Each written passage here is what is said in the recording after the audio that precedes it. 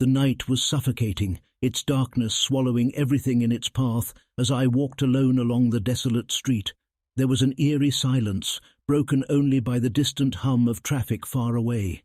A sense of unease settled deep within me, gnawing at my nerves, as if warning me of the impending danger that lurked in the shadows.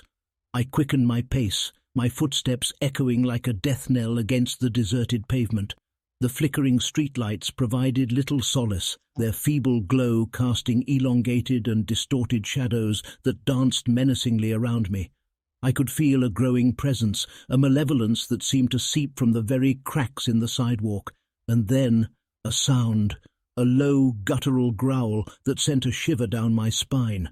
I froze in my tracks, my heart pounding against my ribcage. A chill wind brushed against my skin, whispering secrets of the night. I turned my head slowly, dreading what I might see. There it was, a pair of fiery eyes burning like embers in the darkness. A monstrous dog, its fur matted and dishevelled, stood poised to strike, its teeth bared in a feral snarl. Its presence exuded a primal savagery that sent waves of terror coursing through my veins. I tried to back away, but my feet felt like they were anchored to the ground, my body paralyzed by fear. The dog took a step forward, its growls growing louder, more menacing. It was toying with me, reveling in my vulnerability. Summoning the last shred of courage, I forced my legs into motion. I turned and ran, the sound of my heartbeat pounding in my ears, drowning out all rational thought. The dog gave chase, its barks echoing through the night, fueling my panic. As I sprinted through the dimly lit streets, the cityscape transformed into a nightmarish labyrinth.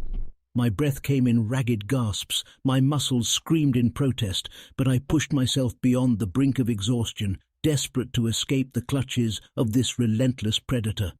My mind spun with thoughts of survival, of finding a sanctuary where the dog couldn't reach me. In a stroke of luck, I spotted a rusty gate leading into an abandoned park. Desperation spurred me forward, my legs propelling me through the gate, slamming it shut behind me. I hoped the barrier would serve as a temporary reprieve from the beast's relentless pursuit. In the eerie silence of the park, I dared to catch my breath, my lungs burning with exertion, but the respite was short-lived. From the depths of the darkness, I heard the dog's barks grow louder, more ferocious. It had found me once again, its determination unyielding. I darted through the labyrinthine paths of the park, the overgrown foliage snagging at my clothes, branches whipping across my face. The night seemed to conspire against me, twisting and distorting the once familiar landscape. Panic threatened to consume me, but I fought to retain a sliver of hope. Just when I thought I couldn't run any longer, I stumbled upon a dilapidated gazebo hidden among the trees. Its weathered structure beckoned to me, promising shelter from the horrors that pursued me. With trembling hands, I pushed open the creaking door and huddled within the crumbling walls.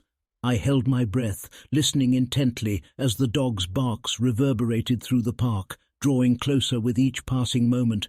My heart pounded like a war drum, my body rigid with fear. The barks reached a crescendo, and I braced myself for the inevitable confrontation. But then, as suddenly as it had begun, the barks ceased.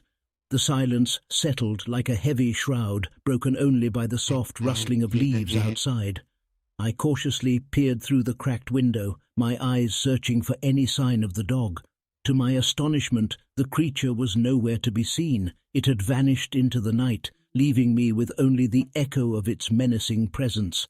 Relief washed over me, mingled with a lingering sense of unease. As I stepped out of the gazebo, the moon emerged from behind the clouds, casting an ethereal glow over the park. I took one last look back, wondering if the dog had truly been a figment of my imagination, but deep down I knew that the night held secrets far beyond my comprehension, and that the darkness would forever be tainted by the memory of that terrifying chase.